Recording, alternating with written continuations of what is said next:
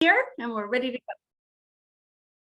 And we started our recording, as you heard, and Michelle's letting in the few people in the waiting room. So we are talking about blogging today, all things blogging. So I think most of you know me, Anya Czerski with the ERP and CRM software blogs. I've been in the channel for, since 1999, and blogging is now my main thing. I'm going to be acting as our moderator and throwing in some of my ideas because Tanya wasn't able to join us today. But Suzanne, why don't you go ahead and introduce yourself? Thanks, Anya, and hello, everybody. I'm Suzanne Scanlon. I'm with Archer Point, Director of Marketing here, and I've been in the ERP space, I think, since '95. So, yeah, and I've been at Archer Point for 15 years now. So excited to be here and share some ideas with everyone. Great. And Julie? I'm Julie Stanky. I'm with NextView Information Systems. We operate as both of our and an ISP. I've been in the ERP space for 20 years. I've been with NextView for 5. And I was an original member of the ERP software blog. So I've been walking this journey with Anya, leading us on for many, many years now. That's true. That was back when I said blogging. I don't really know what blogging is, but Microsoft says we have to do it now, back in around 2009 timeframe. So we have a huge audience today. Would love to have you guys put some questions in the chat or even just unmute yourselves and, add to the conversation. It's really always so much better when it's an interactive sharing, so we can hear from you as well. So the first question we wanted to talk about are, what are some of the latest trends you think you've seen in the blogging world? Suzanne, do you have anything to add to that? Sure. Interactive content, right? Including interactive content to better engage your readers. And, this is not new, but I think it's very important, and that's social listening, right? To help develop topics, to make sure you're responding when people are commenting on your content. Sometimes I miss one and it's like, oh, how long ago was that? So just making sure that you're listening and responding as well. When you say interactive content, Suzanne, what are some examples of that? Like a quiz would be a good example, calculators, things that, they can either do right within the blog itself, right? That is supports the content of the blog. So. Do you use any tools or third parties to do that type of interactive? We just started with a company with a tool called Outgrow, and we're still learning the ropes. You know how it is with tech and trying to integrate tech with other tech. But that is a tool that we're using. It's also a survey tool, so you could do surveys, quizzes, ROI type calculators. So we're still learning the ropes with that one. And this is really my first foray into a tool that doesn't require programming, that allows us to produce the type of content that would be considered more interactive. Great. And I will respond to the chat. Yeah, I was going to say, repeat the name of that tool or type it in there. Julie, how about you? What do you think is new these days or working? Well, one thing I'm hearing a lot about, but haven't delved into too much myself, is the use of ChatGPT or AI generated content. I know that the ERP software blog is starting to encourage users to take advantage of that and play with that. And I haven't gotten to spend too much time with it yet, but I don't know if you have, Anya, yourself either. But I know that that's a direction that some people are starting to go in.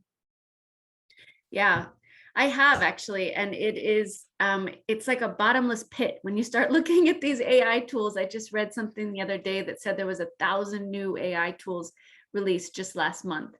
But like GPT is kind of the drop that started this monsoon.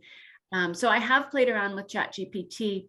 I'm looking forward to trying out some of the the others that are really more focused on marketing content. And I just signed up for a course called AI for Content Creators, which is really, really interesting, about the right way to craft prompts and different ways to use ChatGPT.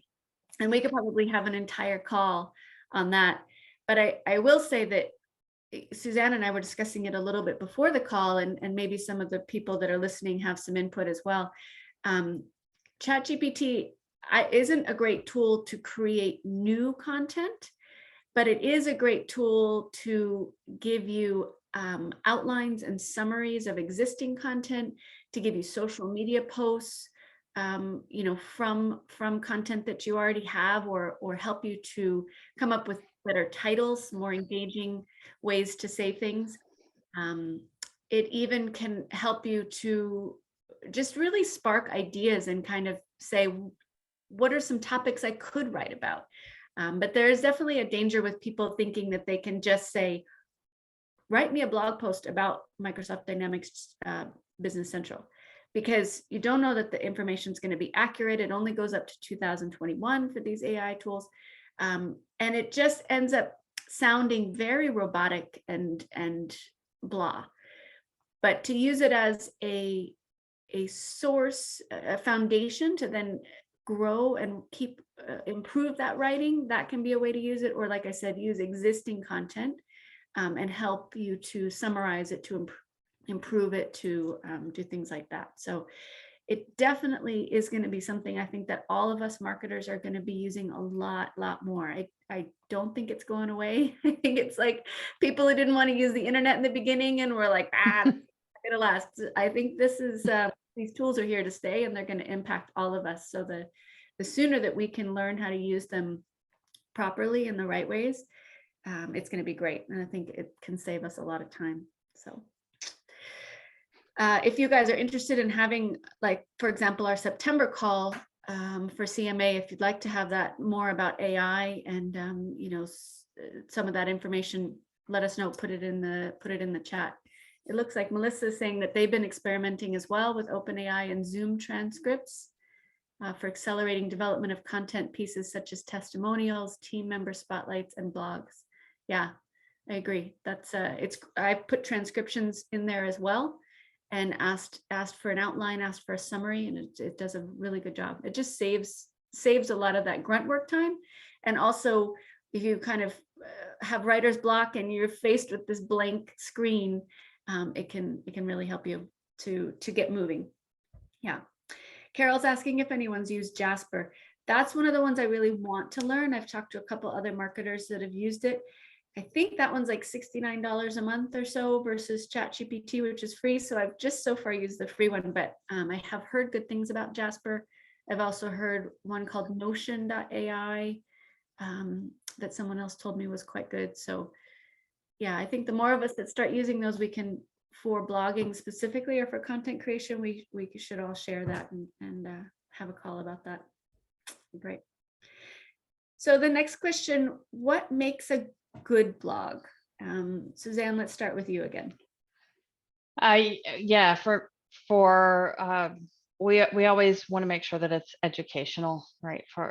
We blog a lot, so we don't want to be too salesy. We want to make sure that we're educating our followers or people that we want to find us on the internet organically, to teach the reader something new, to help them through the buyer journey.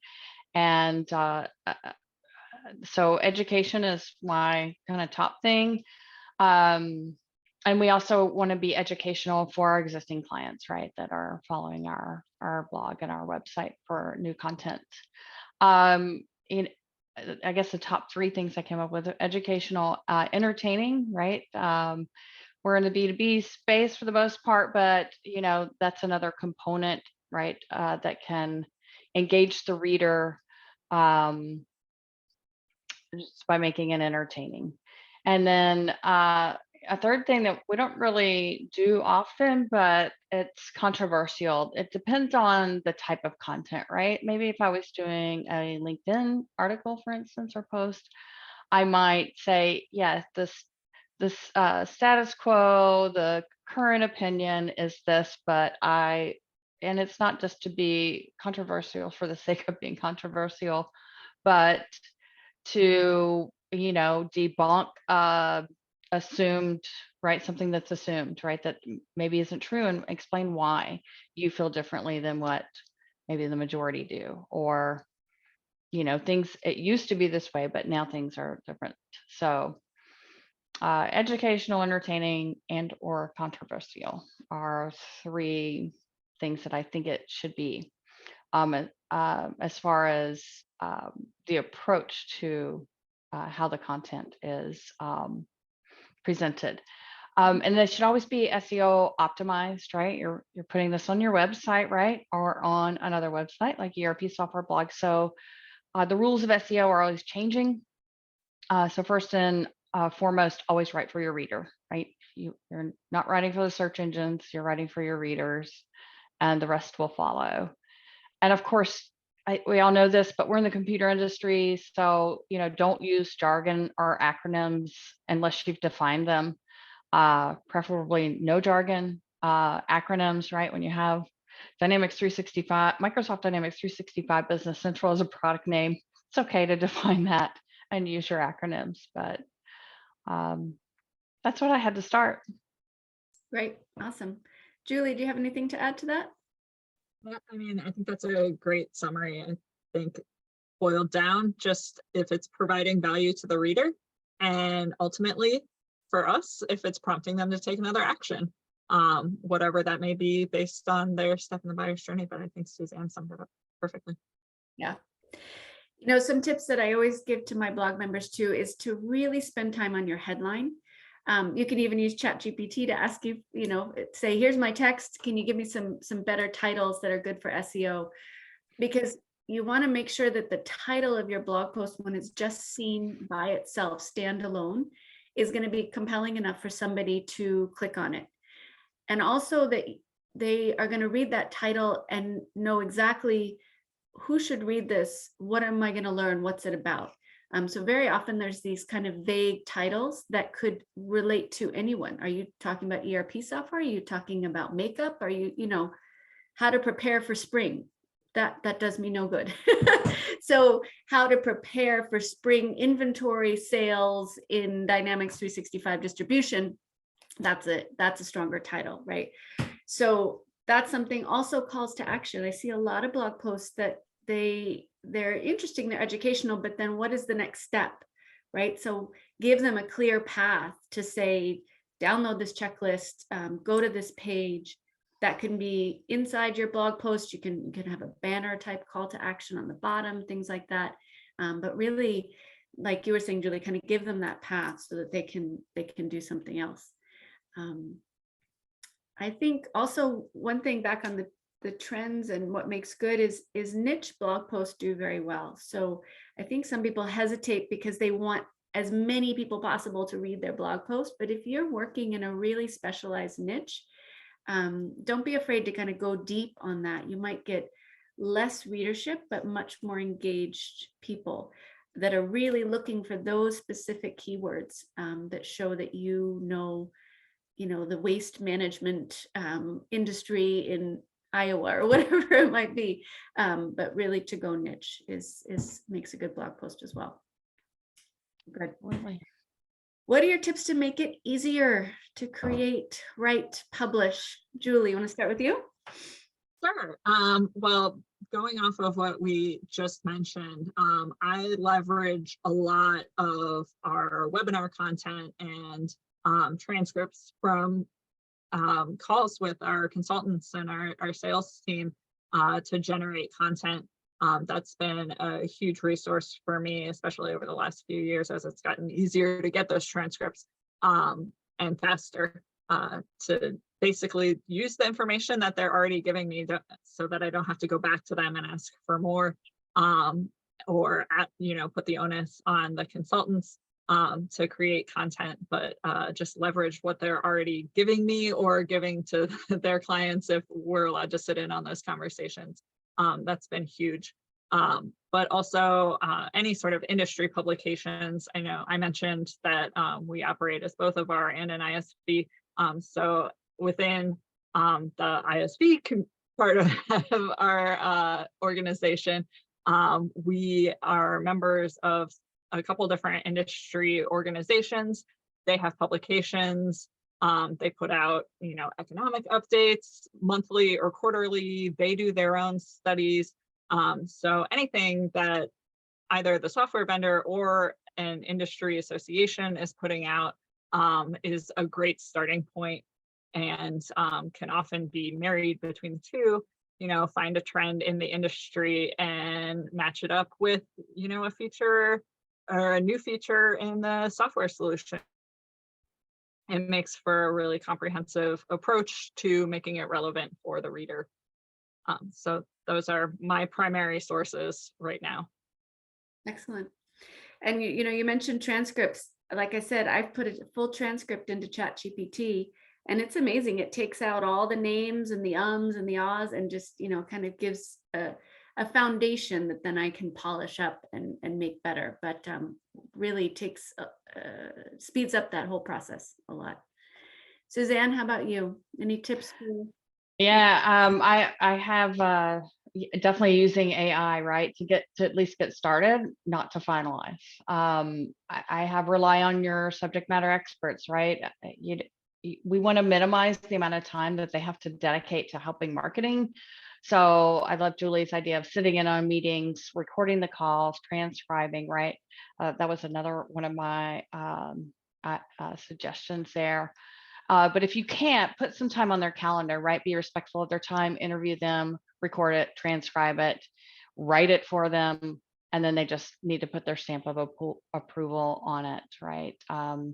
And then internal marketing, the benefits of blogging, I think, helps us help ourselves with, what are the benefits of blogging? How does it impact them directly? Whether it's credibility, personal branding, or, do we have a performance or pay or commission component, right? Of when they're doing, for billable resources, non-billable time.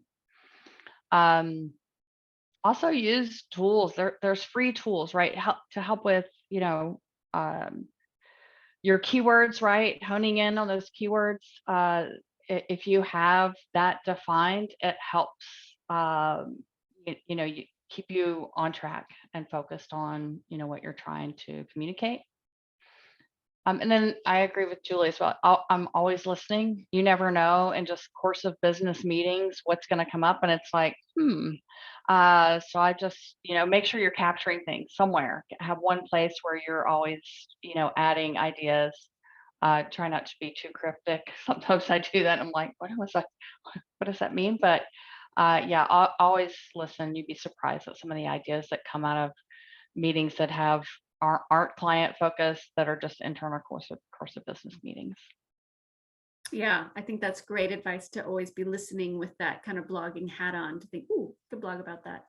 I used to do that all the time with my old boss when I worked at Avars. Just he'd say something interesting and I'd say, wait, and put my phone in front of his mouth and say that again, and I'd record it so that then I could transcribe it.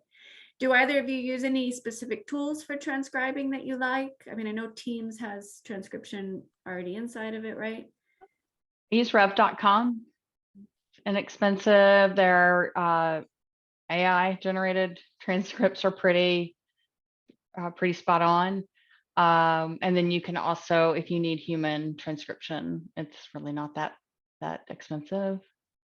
Yeah, I also use Rev. I've also heard that otter.ai is good. I also use a tool within Zoom, because I'm one of the few people that like Zoom instead of Teams.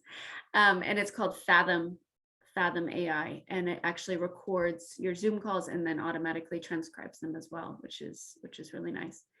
Have either of you had any success with kind of incentivizing others on your company to write blog posts, or is it mainly fall to marketing? We do have an incentive component for our delivery teams. And does it work? So that they can maximize their pay by contributing non-billable time to sales and or marketing. effort. Excellent. Good for you. We used to do that at the bar I worked for. People don't always remember, so so it's our job to remind them. Yep, it was always good old fashioned nagging that finally got it. Yeah. So what do you think you can do to make your posts stand out? Suzanne, any thoughts on that? Great graphics, right? Besides the back end mechanical pieces of, optimizing for SEO, making sure you're dialed in on your key phrase that you want to rank for, and writing for your audience, right? Visually pleasing, right? Good font size, some great graphics that actually enhance your blog post, right? That help to create a visual path as because a lot of people just skim right these days. So I mean, that's my top thing, is great graphics. Nice. And Julie? Yeah, I'd say, anything that makes it more readable and ultimately more skimmable so that people can find the information they're looking for. So good headlines or headings within the article, as Suzanne just mentioned, graphics that lead you on a visual path through, bullet points, numbering, anything you can do to call out the important pieces of information or help guide them through a longer article to keep them reading down the page instead of just glancing over it and moving on. And then Suzanne mentioned earlier, interactive elements. Those have always been, great lead generation tools, but also are keeping people engaged with the article. And if you put something, not at the bottom, but somewhere else throughout the article and include other calls to action throughout it, you give people more opportunities and incentive to continue to engage with the text on the page. Yeah, very nice.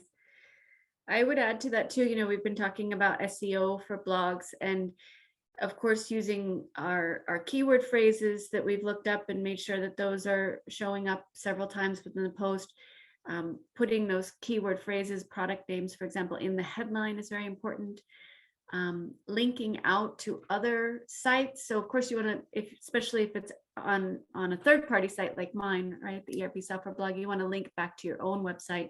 But actually it does help the SEO of your blog article if you can link out to some other influential sites. So if you can link out to Microsoft.com, somewhere that's not going to take the reader on a rabbit hole, but something that adds value, that is actually good for your SEO of the article. Also, an easy one that's really overlooked is using the H1, H2, H3 tags in the proper order. So your headline is H1, the subheadings are H2. So the search engines actually do look for those, and that helps them to know what you're talking about in their techie algorithms. And then, a lot of us, we always try to get in search those featured snippets or the related content. And an easier way to do that is to have questions within your blog posts and as the H2, for example, and then answer them directly. And that can help to have the search engines know exactly what you're talking about, stand out, and then promote that content for you, which, those are all things to get your content promoted without paying. Even though, gosh, Google AdWords, it seems like takes up almost all of page one these days. It's harder and harder to show up on page one if you're not paying, which is too bad. So Carol asks, is there an optimal blog length? How much would a reader actually read? That is a really good question. I mean, I can give my 2 cents, or Julie, Suzanne, do you want to? Happy to. It depends on your reader. Some people want to dig deep. It might depend on the reader and the day and what they're trying to find, right? Some people are just skimmers. Some people want to dig deep. So I think having those components that Julie just mentioned and Anya just mentioned with, proper headings, answering the questions. And I have some blog. I mean, we post pretty much several times a week. I have some posts that are, thousands of words, and I have some that are, I'm stretching it to hit 400. So if I've even done as little as 3. Mhm. So Google doesn't like the super short ones, but that's what the content warrants, right? I'm not trying to add fluff because that's not serving my reader. And, it's whatever the content warrants. Some of it is pretty in-depth topics, and we do want to hit all the bases. Sometimes we want to break those pieces out, make them into shorter, more digestible pieces of content. And yeah, so it depends. And I'll let the content kind of dictate with the length without, no fluff, no fluff.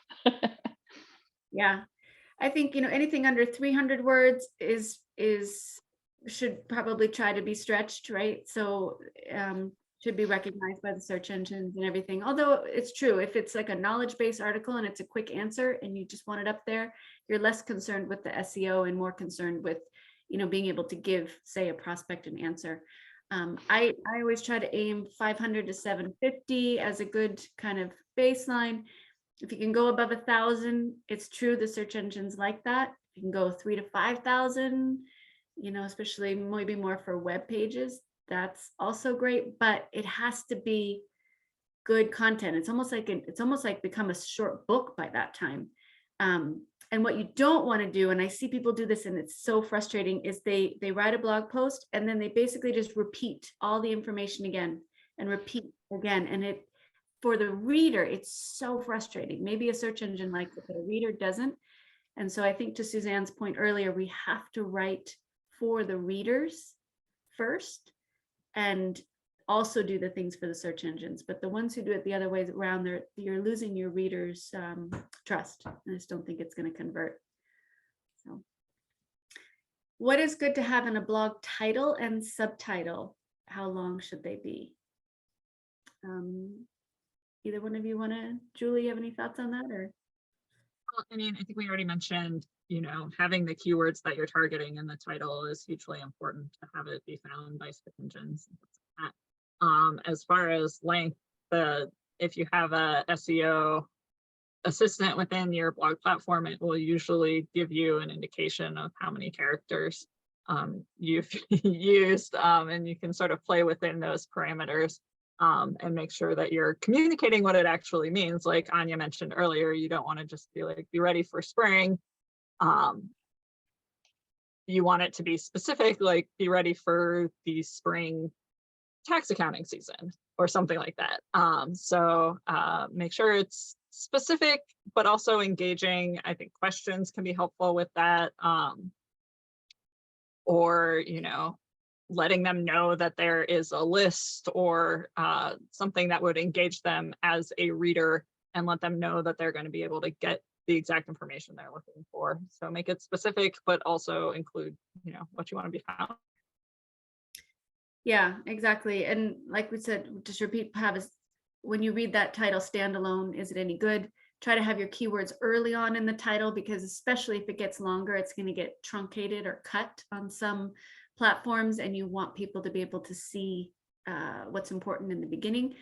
Super long titles are difficult, I think, because they're not going to show up accurately everywhere.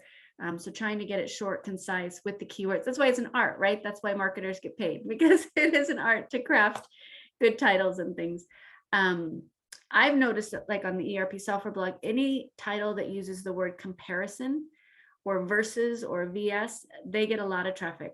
People also love things that mention failure, scandal. Those get a lot of traffic too. So ways that you can try to research things like that of what's doing well, and then add those types of keywords in your titles, it can be good as also. Subtitles, I don't really think there's a ideal length for a subtitle as far as I know. Just whatever makes sense in your blog post. So hopefully that helps, Mariah. So on that note, let me take a quick commercial break for the just to thank Influence that is sponsoring our session this month. We try really, really hard at the Channel Marketing Academy to really make it no pitch, no fluff, just real marketers chatting.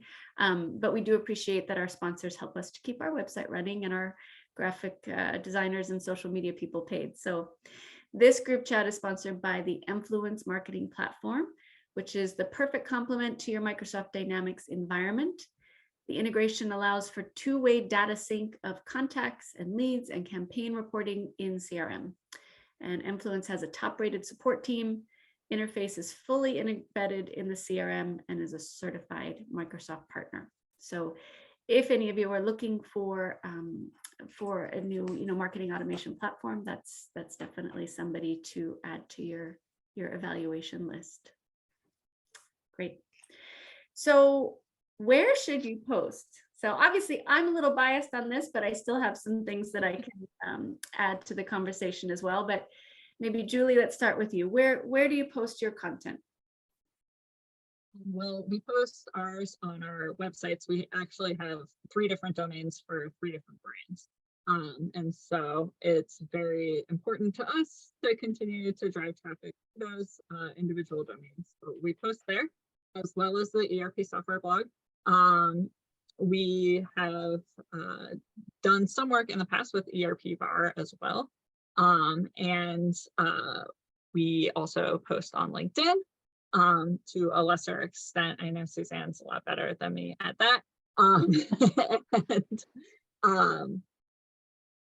And then any time we get the opportunity to post or contribute to an industry blog or any reputable site outside of our own that we can link back to is a great opportunity. But those are usually one-off. We don't have any sort of standing relationship with any outside organization outside of the ERP software blog. Great. Suzanne, how about you? Yeah, website, ERP software blog, sharing on your social channels.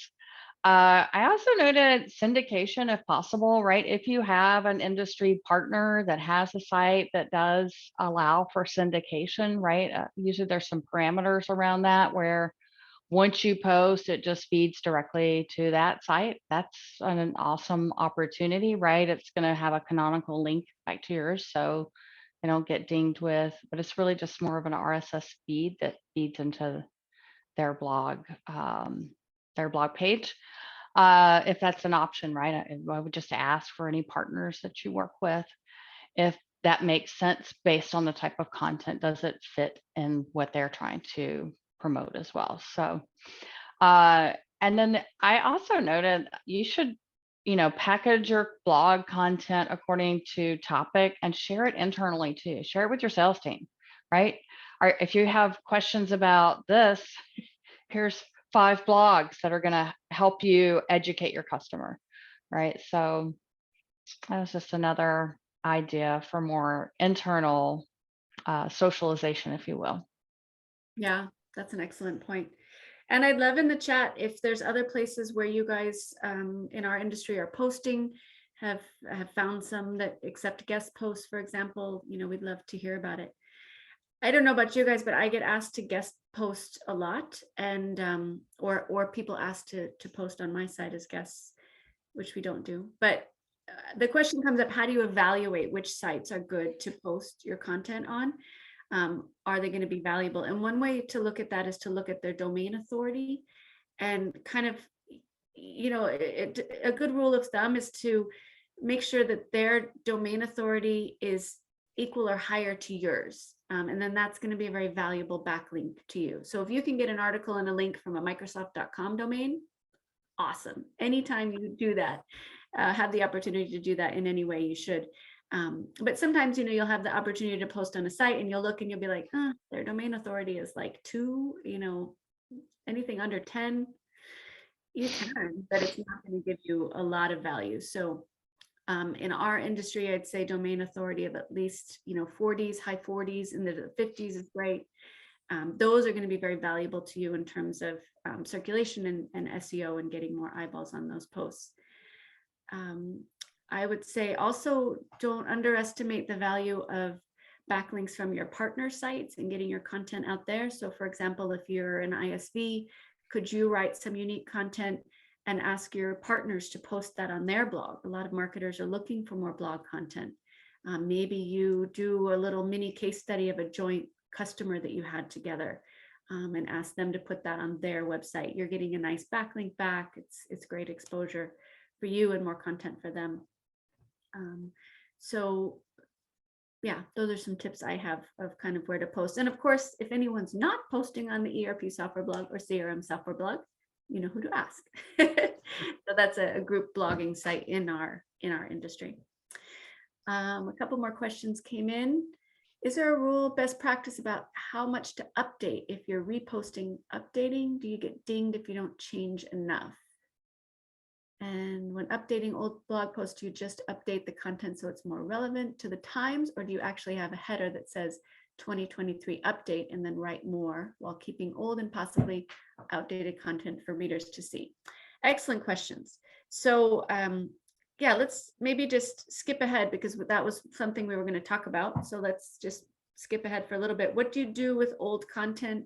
How do you know which ones to update? When should you update? And we have this questions about how much to update and do you put a header? Suzanne or Julie, do either of you want to field that one? If we can figure an easy way to do this. Go ahead, Julie. Okay, yeah, I update a fair amount of content actually from our blogs. Because we do function as an ISV, we are developing our own IP. And as we update features, sometimes it makes more sense to update a historic blog post and make sure it's still relevant than it does to write a whole new one about just an enhancement made to some piece of functionality. I also do updated posts about revenue forecasts or growth forecasts, things like that. I like to do here's what the projection is, and then maybe halfway through the year, here's where we're tracking, and here's where, you know, industry experts think this industry is going to go from here. And it gives an easy way to update material without having to, you know, rewrite something, find a new way of saying it when you're basically talking about the same numbers you were talking about 6 months ago. So I do that fairly periodically. I do put, not in a headline, I do it at the bottom. I post the original post date, and then I have a little line about updated for accuracy and relevancy that I include at the bottom. But I haven't been keeping track of if there's a better best practice for that, Anya. I don't know if you have any expertise in that area. You know, I think it depends a little bit on what it's about. If it's very obvious that this was something written a while ago, it's going to look weird if you just kind of go in and change some product names and things. So then in that case, I think I definitely would put something at the top or the bottom that says updated this time. Really, the most important thing with updating content is making sure that your URL doesn't change, especially if that's a very popular post. It's maybe gotten linked to from other people. So in that case, you know, you have to just make sure that when you do republish it, depending on the tool you're using, that it keeps the old URL and just has a new publish date. There is value in having a current publish date because people do filter their searches sometimes to only be current content, so that can be helpful. And you know, if you do leave the old content and just put a note on the top, it's going to be longer, which is, like we said earlier, can be better for search engines. So I don't think there's anything wrong with that. You know, to Jennifer's question, how much should you change? I don't know that there's an absolute answer to that, but on our blogs, what we've always, you know, suggested to members is to make sure that it's less than 50% the same. And there are different tools you can use to check that. The one I like is called Copyscape. It's very cheap. And you just, you know, put in your new content and it shows you the percentage of sameness that is already published on the website, which, you know, you're looking for your original, but honestly, that's a good tool to see if anyone's plagiarized your content as well. If you think that might be a doubt, you put your content in there and it'll show you, hey, someone else has 100% of that content and you didn't know they were using it. And especially in the AI days, that is a concern with people, you know, the AI tools going out scraping your content, someone else using it potentially without even realizing it. So updating old content is an excellent strategy. I actually have a whole little recorded class about that out on my website, groupbloggers.com. which I can maybe get a link to in a minute, or Michelle can maybe. And it's just a like kind of a 15-minute course on how to best practices for rewriting. I will say that that's a really good reason to have a list of all your blog posts somewhere, an inventory list, especially if you're blogging out on multiple sites, guest posts, things like that, because you want to know where that is. Maybe you change your product name and now you want to go and make sure that it's updated everywhere that it can be. So keeping an inventory list, looking at your top performers, your top converting posts, making sure that those are always relevant, up to date. But then also, if you have a really highly converting post, maybe you want to go in and add a new call to action, some new calculator or tool that you have could be kind of plopped in that one because it's getting a lot of traffic. So hopefully that helped. One question that we wanted to talk about a little bit more, expand on, and we've already had some awesome ideas about out there, but what are some of your favorite topics to blog about? Maybe things that you haven't mentioned before. Any thoughts?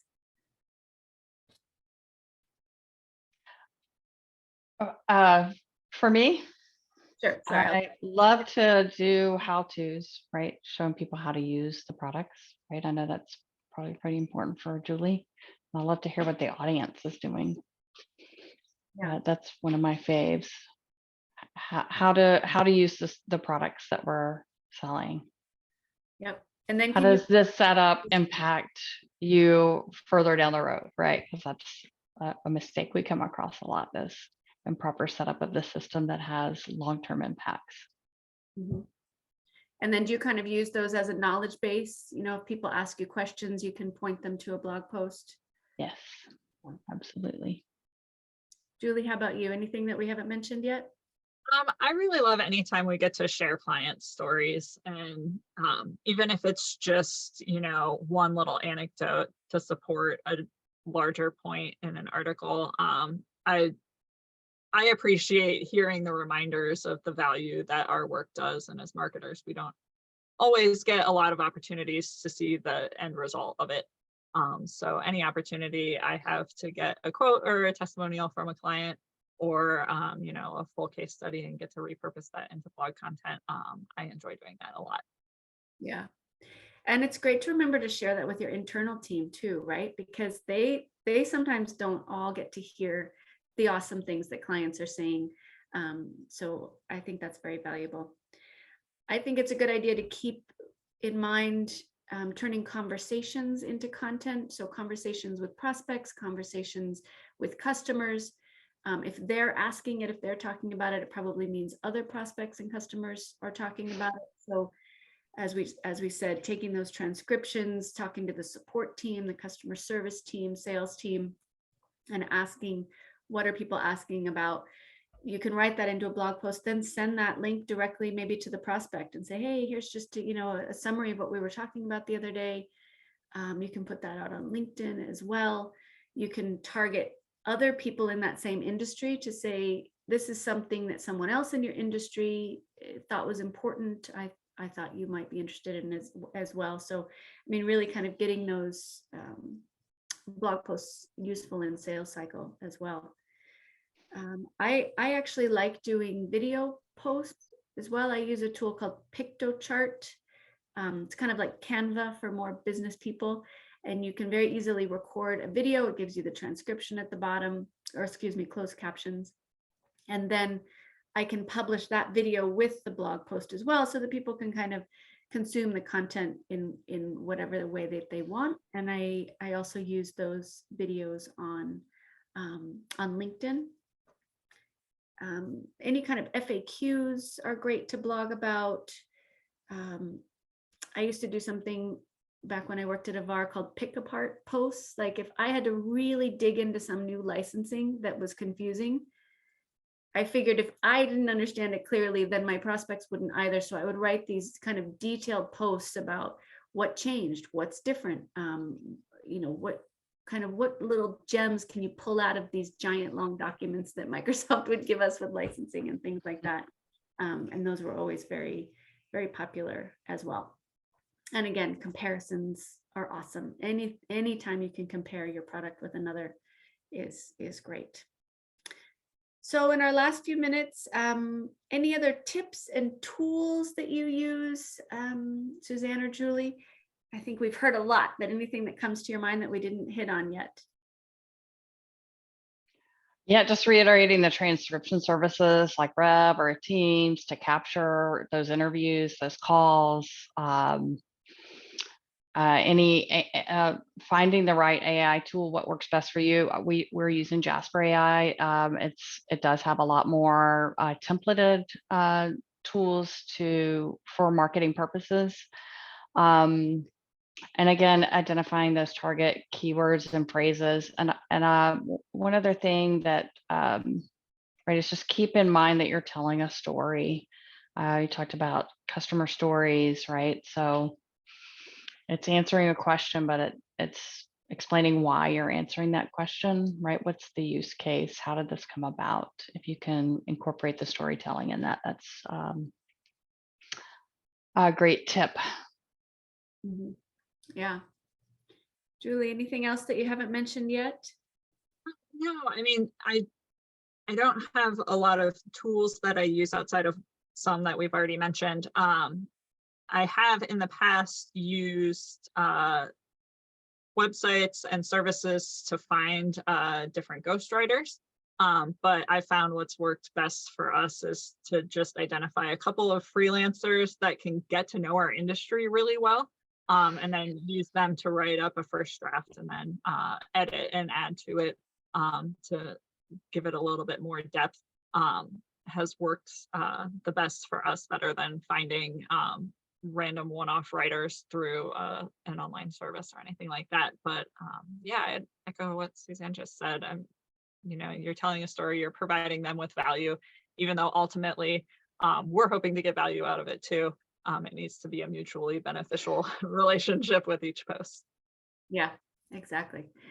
So we have a few minutes left. I'd love to hear some more from the audience about what you like to blog about, where you blog, any tools that you use. So feel free to chat or just open up your mic.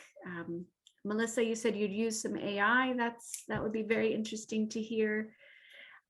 In the meantime, I will put a link in the chat. I published a blog not too long ago that was like 43 sample ideas for ERP or CRM blog topics. So sometimes if you're stuck, just going to something like that and thinking, how could we maybe, pick one of these, getting together with your team, doing some brainstorming on topics, and then figuring out which subject matter expert would be the fit for that. Recording them real quick, call them on the phone. People have heard me say that all the time. Just give me 5 minutes. I'll record you, ask you one question, and just stream of consciousness, dump the answer to me, because I know that I'll never get that billable consultant to write it, but they can talk about it. So I was never as successful as Suzanne about bribery. Getting those Helps. Yeah, and especially if you kind of have a little, a swipe file, a list of things that you'd want to talk to them about. You can usually get 2 or 3, honestly, within a call. So, yeah. So do we have anyone else in the audience that's with us today that would like to mention what's working for them or ask any questions? Such a quiet group. They're all working. They're all reading all these links as we're here. Suzanne, let me just ask you, because I'm curious, Jasper AI, explain how you're using that. What is it helping you with?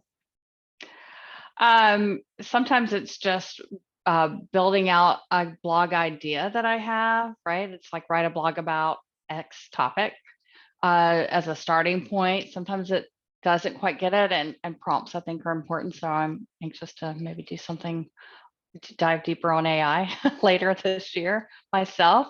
It can write an ad.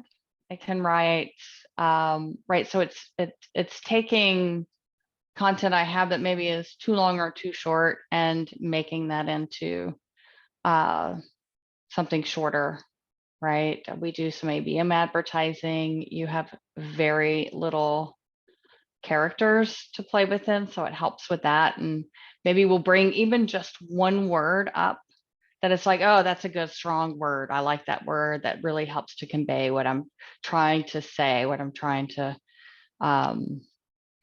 or the emotion I'm trying to convey, right? So, and I don't use it extensively because I do outsource a good chunk of our writing, but it does help me help them, right? Get them on the right track and even come up with some ideas, right? Just throw a key phrase in there you want to rank for that looks like you could maybe hit that, and see what else, because it's pulling from the internet. So, and it's not necessarily current, but in addition to, you know, doing some searches to see, so that you're creating something that's more unique. And is it just catering more to writers than ChatGPT is, that kind of does? I think so. And I have to be honest, I haven't really used ChatGPT much at all yet. Plenty of people do, so I'm hearing about it, but honestly, I haven't used it myself much. So I've used Jasper a little bit more. We will have another call. It sounds Yes. like. Good topic. So we're taking the summer off. We're not having July and August Channel Marketing Academy calls. We'll start again in September. We'd love to have some ideas of topics you guys like. And if anybody on the call would like to be a speaker in our chat, we keep it very low stress. Really, yeah, just talking. And we'd love to have some new people to join us. And we've also been kind of kicking around an idea of maybe offering workshops, like paid workshops through the CMA, that say a subject matter expert like Suzanne or Julie, if they wanted to kind of develop a course, a longer workshop type thing, that could be put on the site for a small fee. And so if you are interested in that idea, that you think we should do it, let me know. Or if you have a topic that you think you'd like to be a good trainer, good workshop leader on, let me know as well. I mean, I think we would just approach it as it would be some extra pocket money for the person who presents, buy a couple new pairs of shoes or whatever, and then it would add more value to the Channel Marketing Academy as well. So yeah, so those are some ideas. Thank you all very much for joining us today, and we will have this recording up on our website soon, and we will see you in September. So thank you, everybody. Thank you very much. Thank you. Bye, Appreciate it. everyone.